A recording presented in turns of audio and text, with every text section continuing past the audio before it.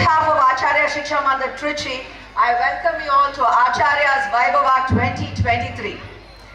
It's rightly said that a day well started will end well also. And I'm sure we started it great for all the students who participated in Acharya's Vaibhava. Vaibhava means to celebrate and to glorify. I'm sure we glorified all the talents of your children out here from morning till now. Just 2 minutes back too, we glorified them.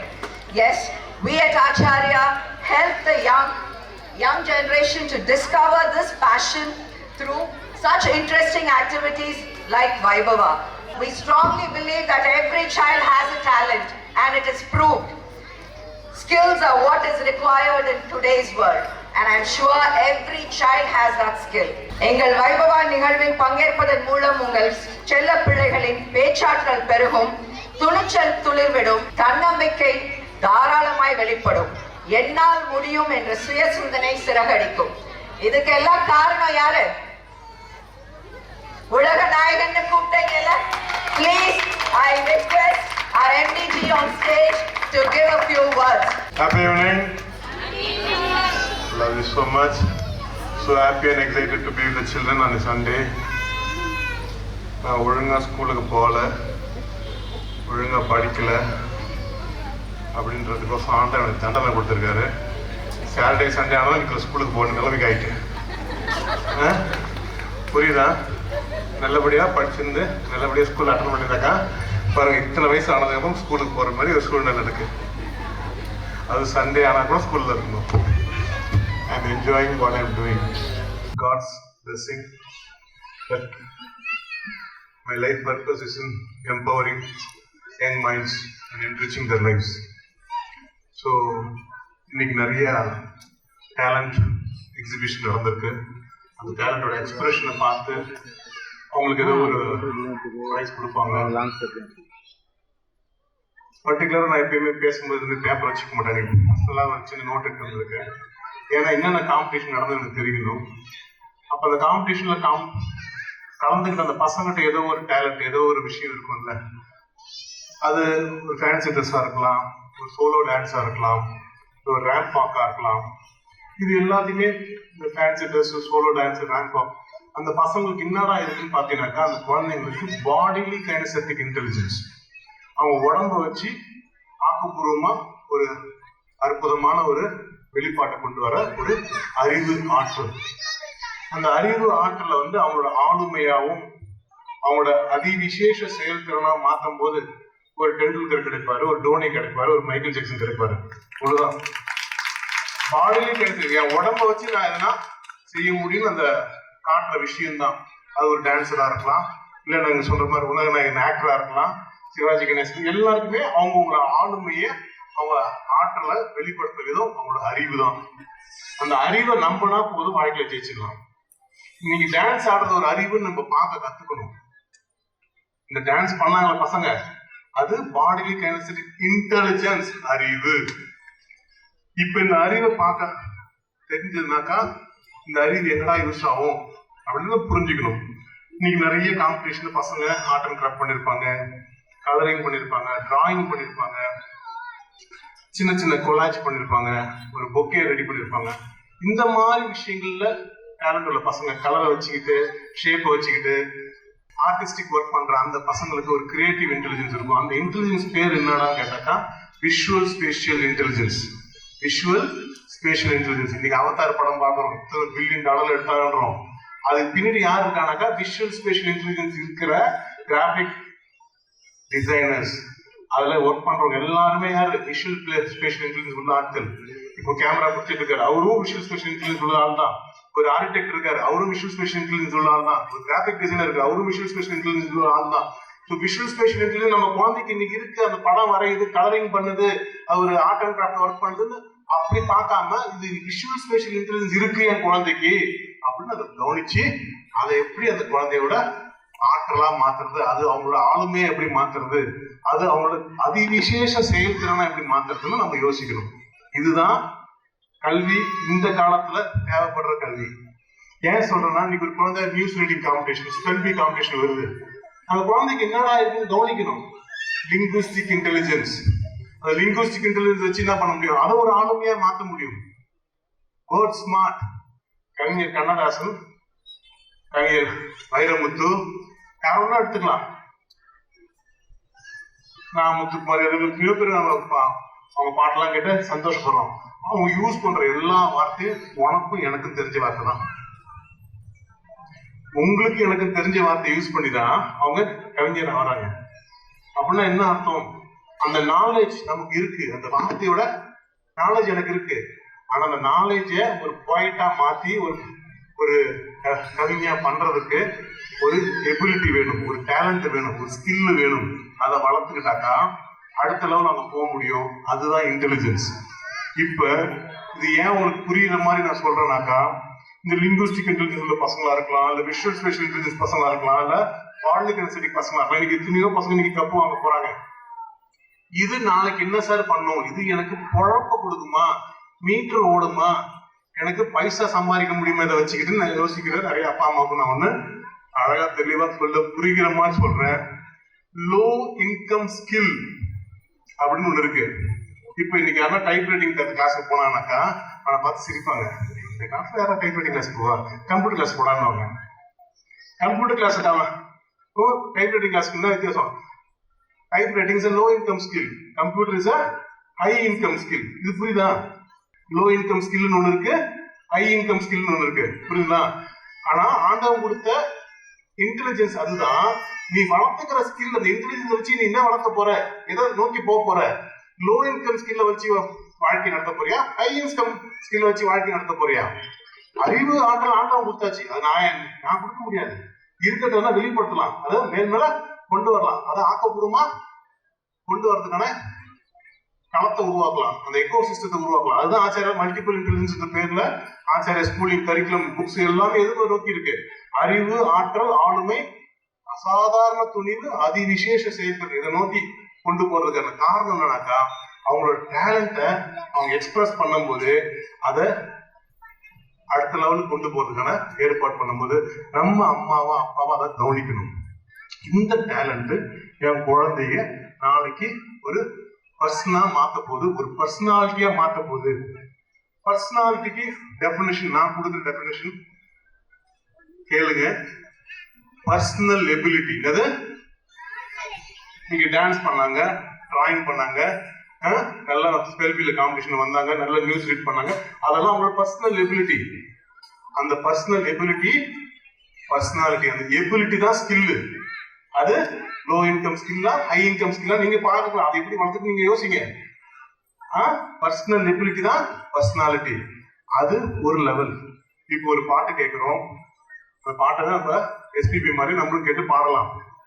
அந்த பாட்டுல ஒருத்தர் guitar வாசிக்கிற, drums வாசிக்கிற, நம்மளும் guitar drums வாசிக்க கத்துக்கிட்டாக்கா வாசிக்க கத்துக்கலாம். நமக்கு மியூசிக்கல் இன்டெலிஜென்ஸ் இருக்குனாக்கா நம்மளும் ட்ரம்ஸ் வாசிக்கலாம், கிட்டார் வாசிக்கலாம். அது அப்படியே கேட்ட மாதிரி வாசிச்சிடலாம். அது ஸ்கில்லு. கேட்டா இது என்ன ராகம், இது என்ன தாளம், இது என்ன பீட்டிங் ரித்தம் கண்டுபிடிச்சு அது நாலேஜ். இந்த நாலேஜ் ஸ்கில் எல்லாருக்கும் இருக்கிறத கண்டுபிடிச்சிடலாம். ஆனா அந்த நாலேஜ் ஸ்கில்லையும் வளர்த்து கேட்ட பாட்டை திருப்பி அவங்களால வாசிக்க முடியும். கேட்ட பாட்டை திருப்பி அவங்களால வாசிக்க முடியும். புதுசா அவங்களால பாட்டு கம்போஸ் பண்ண முடியாது. இளையராஜா மாதிரியோ, ஒரு ஏஆர் ரஹ்மான் மாதிரியோ, ஒரு சந்தோஷ் நாராயணன் மாதிரியோ அவங்களால புதுசா பாட்டை கம்போஸ் பண்ண முடியாது. ஏன்? அதுக்கு பாசிபிலிட்டி, எபிலிட்டி மட்டும் பார்த்தாது, பாசிபிலிட்டி வேணும். அந்த பாசிபிலிட்டிக்கு இன்டெலிஜென்ஸ் வேலை செய்யும். அப்ப நம்ம குழந்தைகளுக்கு ஏற்கனவே இன்டெலிஜென்ஸ் இருக்கு, அந்த இன்டெலிஜென்ஸை ஸ்கில்லா மாத்தி அந்த ஸ்கில்ல இன்டெலிஜென்ஸை எக்ஸ்பிரஸ் பண்ண வைக்கணும். சரி, இது எனக்கு ரொம்ப புரியுமா சொல்லுங்க. திருச்சியிலேயே ஒரு கோர்ட் இருக்கும், அங்கேயும் ஒரு வக்கீல் இருப்பாரு. சென்னையில ஒரு கோர்ட் இருக்கும், ஹைகோர்ட் இருக்கும், அங்கேயும் ஒரு வக்கீல் இருப்பாரு. சுப்ரீம் கோர்ட் இருக்கும், அங்கேயும் ஒரு வக்கீல் இருப்பாரு. அவங்க எல்லாருக்குமே அதே தான் புக்கு. இந்தியன் பீனல் கூட அதே தான், ரூல் எல்லாம் அதே தான். Knowledge same. இங்க ஒரு ஹாஸ்பிட்டல் இருக்கும், சென்னையில அப்போலோன்னு ஒரு ஹாஸ்பிட்டல் இருக்கும், எய்ம்ஸ்னு ஒரு ஹாஸ்பிட்டல் இருக்கும். எல்லாருக்கும் நாலேஜ் அதே தான், அதே மருந்து தான், அதே வைத்தியம் தான், அதே ரூல்ஸ் தான், அதே லா தான் எல்லாம். ஆனா இங்க இருக்கிறோட ஸ்கில் லெவல் கம்மி, அங்க இருக்கிறோட ஸ்கில் லெவல் வேற. சுப்ரீம் கோர்ட்ல இருக்க லாயரோட ஸ்கில் லெவல் வேற. இது புரியுதா? நாலேஜ் அதே தான், ஸ்கில் மாறுது. ஸ்கில்லுக்கு அப்புறம் யாரா என்னடான்னு பார்த்தாக்கா அந்த இன்டெலிஜென்ஸ் உள்ள ஆட்கள் அவங்க புதுசா விஷயங்கள் உருவாக்கி உலகத்துக்கு கொடுப்பாங்க. அவங்க இன்டெலிஜென்டான ஆட்கள். அந்த இன்டெலிஜென்டான ஆட்களை உருவாக்குறது தான் அப்பா அம்மா நம்மளோட கடமை. நம்ம பிள்ளைய பர்சனல் எபிலிட்டிலையும் பர்சனல் பாசிபிலிட்டிலையும் யாரும் நம்ம பிள்ளைய புதுசா அவனா 4 வார்த்தை போட்டு சொந்தமா ஒரு கதை எழுதுறான், சொந்தமா ஒரு கவிதை எழுதுறான், அந்த குழந்தைய தட்டி கொடுக்கணும். அவனா ஒரு புதுசா ஒரு ஸ்டெப் போடுறான், அவனை தட்டி கொடுக்கணும். அதுதான் அந்த பாசிபிலிட்டி காட்ட காட்ட அதை கவனிச்சுக்கிட்டு போய் நீ இது இப்படி வரைஞ்சியடா சூப்பர், நீ இதை செஞ்சடா சூப்பர்னு சொல்லிட்டு அவனை தட்டி கொடுத்து வளர்க்க வளர்க்க வளர்க்க அந்த குழந்தைங்க புது பாசிபிலிட்டி ஸ்பேஸ் உருவாக்குறாங்க. அந்த புது பாசிபிலிட்டி ஸ்பேஸ் உருவாக்கும் போது அவங்க இன்டெலிஜென்ஸ் வளர்ந்துகிட்டே வரும். யாரெல்லாம் இன்டெலிஜென்ஸ் யூஸ் பண்றாங்களோ அவங்க தான் ஹை இன்கம் பீப்புள். இது புரியுதா? ஹை இன்கம் வரணுமா வேணாமா? எனக்கு ரிச் இந்தியா வேணும். ரிச் இந்தியா எப்படி வரும்? ரிச் இந்தியன்ஸ் வந்தாலும் ரிச் இந்தியா வர முடியும். திருச்சியில ரிச் யாருன்னு கேட்டாக்கா அதிகமா அறிவும் ஆற்றலும் உள்ள ஆட்கள், துணிவும் உள்ள ஆட்கள், ஆளுமை உள்ள ஆட்கள், அவங்கதான் ரிச்சா இருக்க போறாங்க. அந்த ரிச்சா இருக்கிற அந்த காலத்துல அந்த ரிச்சா இருக்கிற நபர் ரிச் இந்தியன் ஆச்சாரியா இருக்குன்னு ஆசை, அறிவுள்ள ஆட்கள் தான் ஜெயிக்கணும்னு நம்பிக்கை. வேற எதுவும் ஆள போறது இல்ல.